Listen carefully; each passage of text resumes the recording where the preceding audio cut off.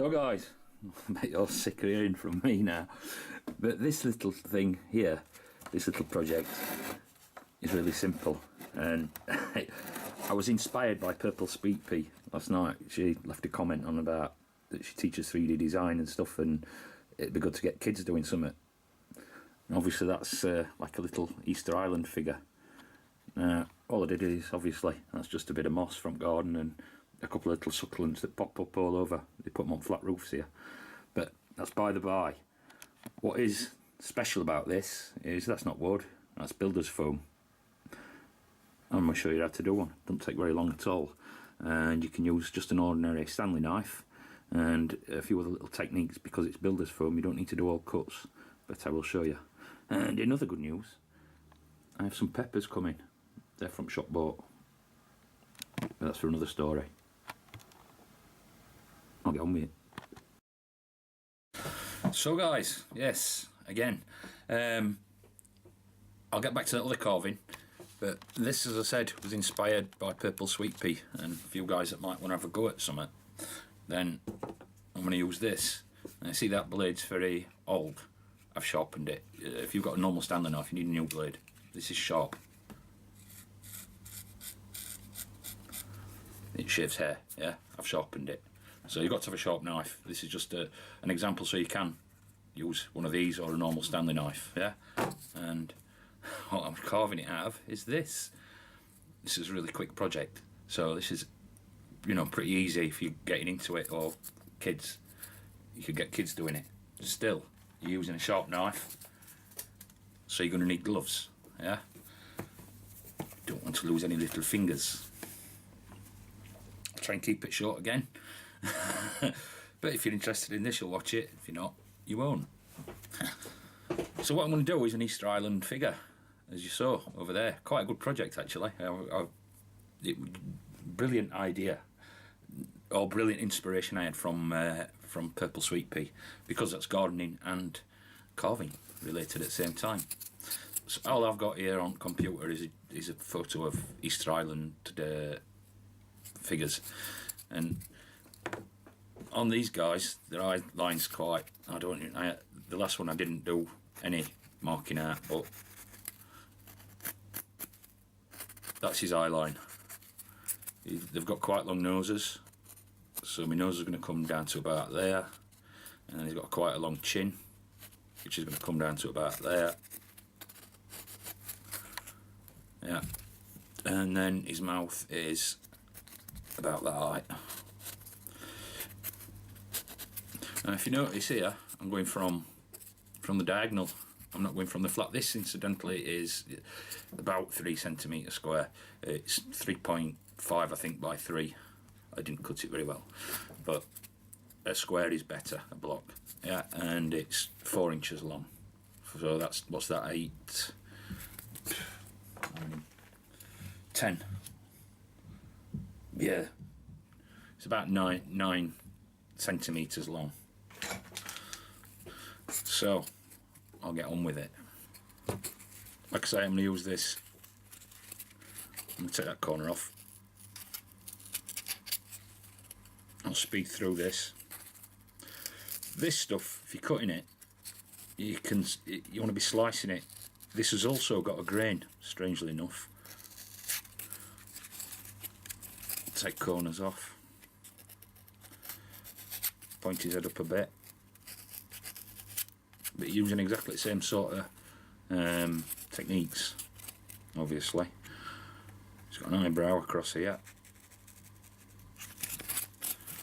Other thing about this is you can cut nice curves in it. I want to check that out. Leave myself a nose.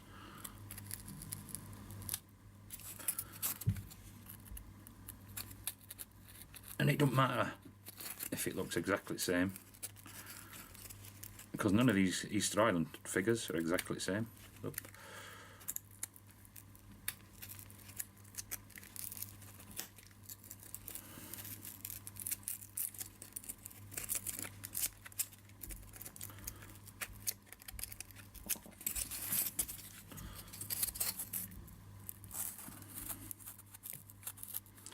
probably mess this one up now and do it on camera.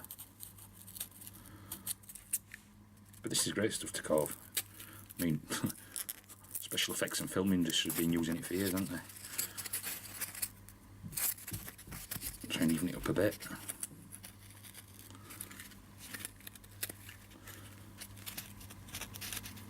You can take really nice little thin slices off it. As I say, you've got to look which way you're going, which direction. I'll show you some other little tricks with this stuff. Take his nose back a bit. To bridge.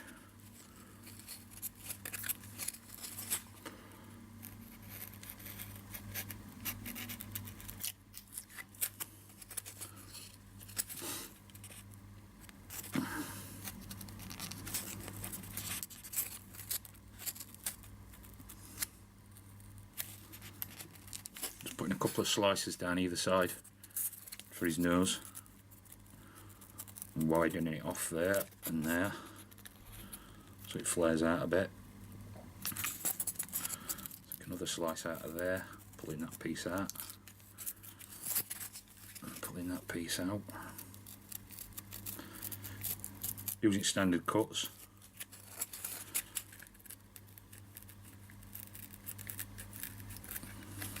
You see that when I've pushed cut it, but it didn't cut, it peeled off, and that's the grain on this stuff. But like I say, it doesn't really matter. You can do a lot of stuff. This stuff actually, you can sand it as well. So that's my nose. I'll cut a slice in at a slight angle where his nose comes in. Take the bottom out of his nose.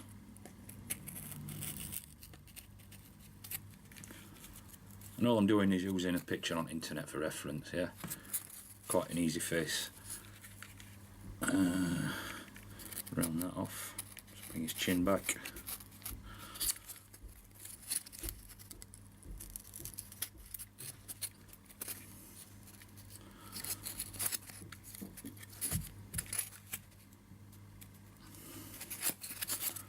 Cut in here,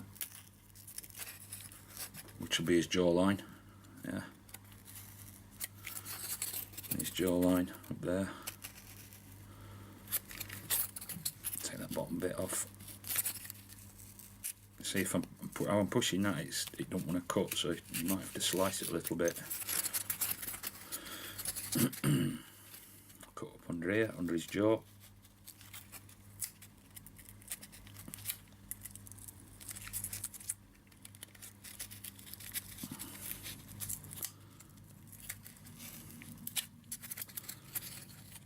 Under that jaw, that side of his jaw, should I say, and back. That were God. Yeah, God from above. Cut that jaw back there like that, and back there. And I'll cut that out, and that will form where his shoulders are, yeah.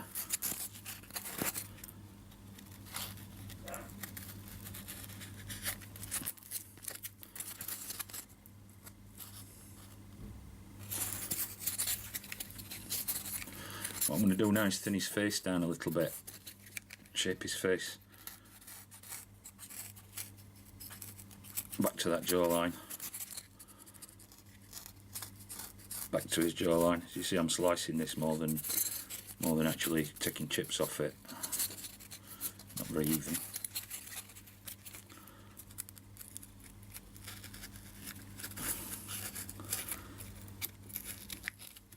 Incidentally, I've switched on my wood chips up because I don't want this stuff in my wood chips, because the wood chips go into my compost.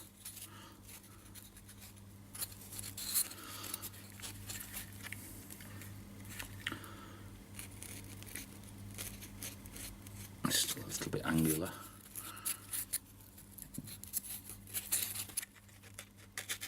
Pull the top of his head back a little bit.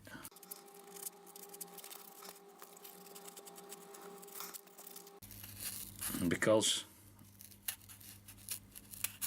this isn't perfectly square, I've got my two sides are slightly different width, yeah, so I might have to do a bit more work on keeping that straight, but start with square block if you can.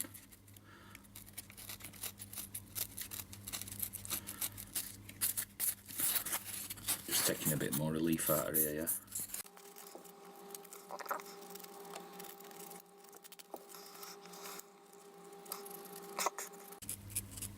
It's not exactly harder than wood, but you have to be a bit more careful with it. As I said, there is a grain in this stuff, which is quite strange. Must be how it's formed.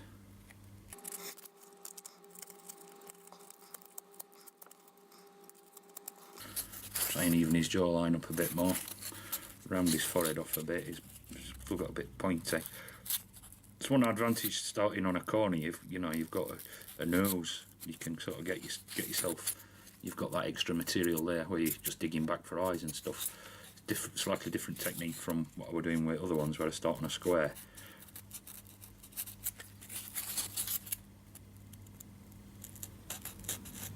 I'm just taking really fine bits off there. Take this back for his chest.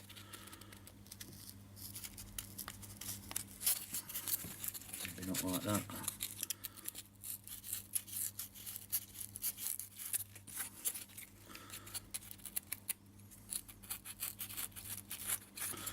But like I say, beauty with this stuff as well is you can sand it. You have to be careful, but you can sand it. And it will paint. I used acrylics. I'll do some, just do some of this at the back to make him a little bit more correct from behind.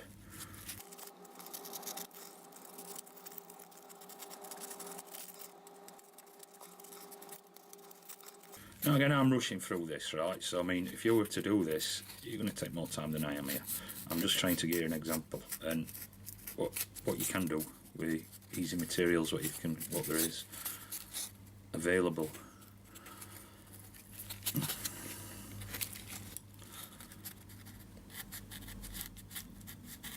What I'm doing now is just scraping that back a bit to give his face a bit more shape. But as you can see, you can peel off quite nice thin bits.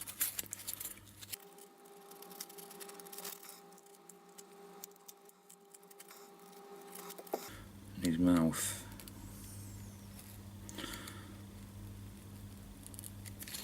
Right. Oh, they do have a little bit of sort of, I don't know whether they're ears that are on them. Just tidy that inside that eye. Yeah. They do have like an ear, or I don't know whether it's hair I've seen on some, but it comes sort of down outside the head. A little bit like this.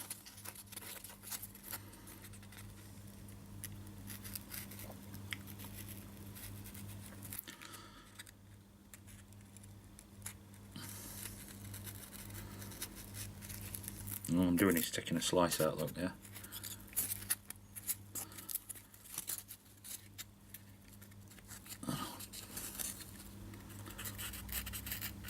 Cut his face back a little bit.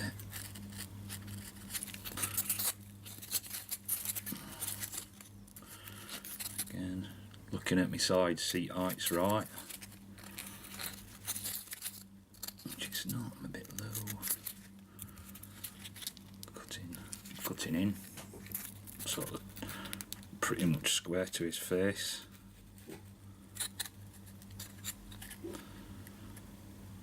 To just below his mouth.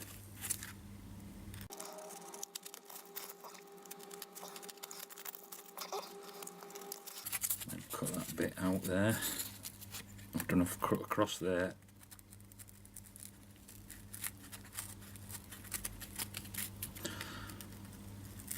Slicing that back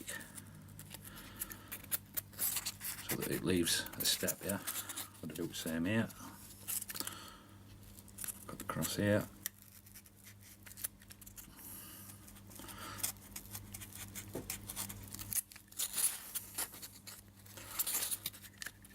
It's a bit far there, so take some more off the other side to even it up.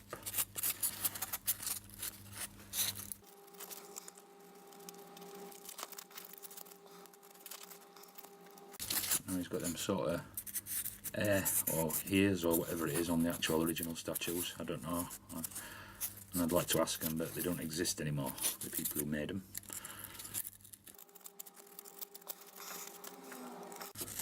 Round that bit off. Cut out a little bit more here, just so it accentuates his shoulder and neck and jawline. Yeah. And the neat stuff with this is that's where his mouth's going to be, yeah. And I'm just using bracket blade just to push in. Not pushing hard, I'm just pushing in. And you can do stuff like that with this. And you can also, now I've done that, I can flatten under his lip, under his bottom lip. Yeah. So he's got that pouty mouth what these figures have. Kim Corderman didn't start that. And also, yeah, I know I said I was just going to use this knife, but if you've got a piece of wood, lollipop stick, whatever, under his eyes, yeah, I'm just going to push in. Again, it shapes it and it'll stay in position. It sort of gives you a little bit more depth. His nose is a little bit Romanesque, whereas these guys' noses sort of flip out this way, so I can press down on that and flatten that out a bit there. But you can't do that with wood. And down each side to accentuate his cheeks.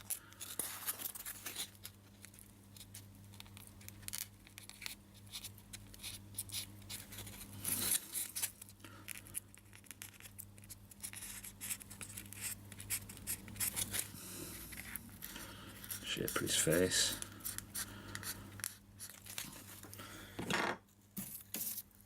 These guys have typically got nostrils, yeah, pencil. No nostrils.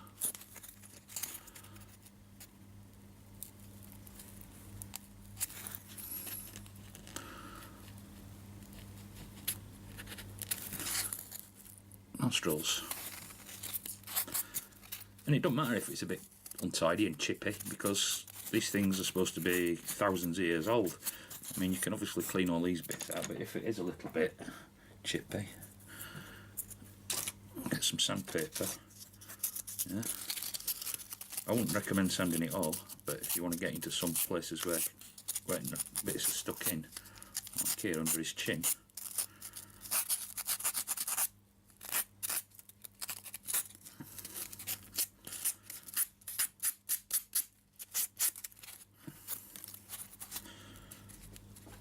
I mean, you can keep going at it. This guy's forehead's a little bit big for an Easter Island statue, so let me take that back a bit.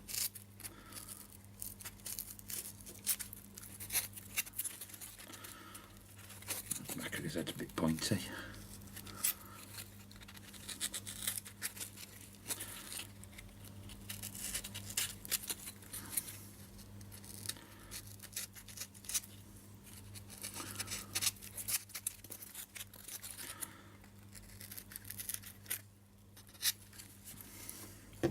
Again, if I want to get some, I can press and press and do some shaping with it by pressing it.